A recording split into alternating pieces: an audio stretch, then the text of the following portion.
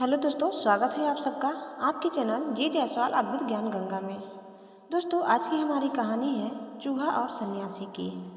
दोस्तों, आगे बढ़ने से पहले आप इस चैनल में नए हैं तो प्लीज़ इसे सब्सक्राइब कर लें और वीडियो को अंत तक देखिए। हमारा आज का यह वीडियो कैसा लगा हमें कमेंट बॉक्स में ज़रूर बताइए।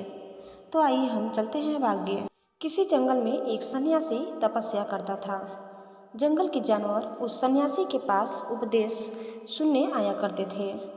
वह सब आकर सन्यासी को चारों ओर से घेर लेते और वह जानवरों को अच्छा जीवन बिताने का उपदेश देता।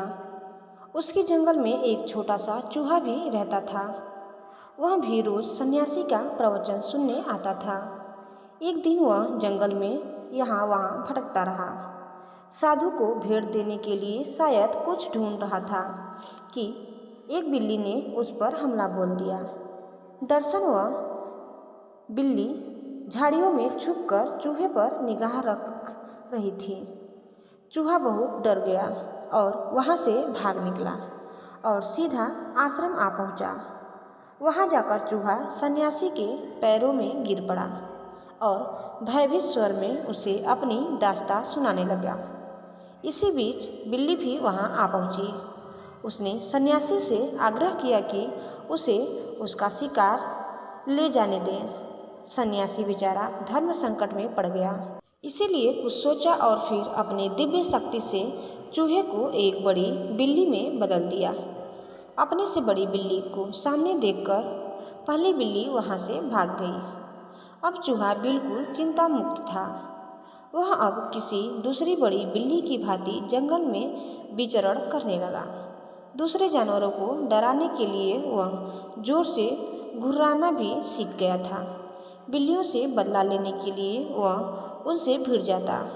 बहुत सी बिल्लियां उसने मार डाली थी, लेकिन चूहे का यह चिंता मुक्त जीवन ज़्यादा लंबा नहीं चला।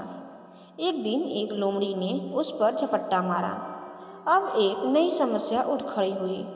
उसने यह तो कभी सोचा ही नहीं था कि बिल्ली से भी बड़े और हिंसक जानवर भी जंगल में मौजूद हैं, जो पल भर में उसे चीर फाड़ सकते हैं। वह अपनी जान बचाने के लिए भागा। किसी तरह वह लोमड़ी से बचकर फिर सन्यासी के आश्रम आ पहुंचा।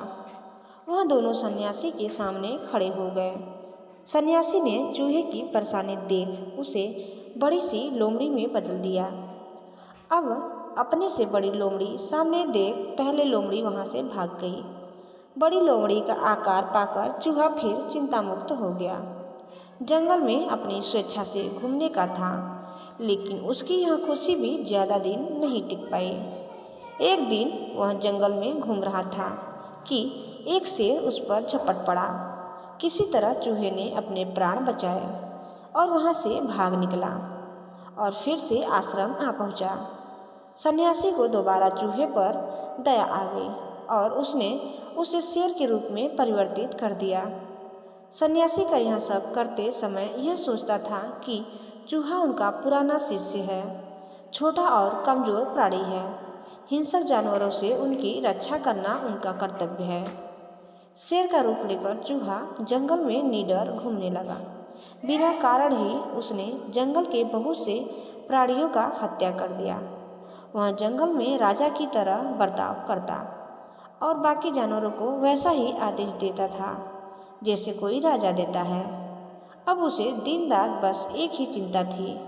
वह चिंता थी सन्यासी की दिव्य शक्तियों को लेकर।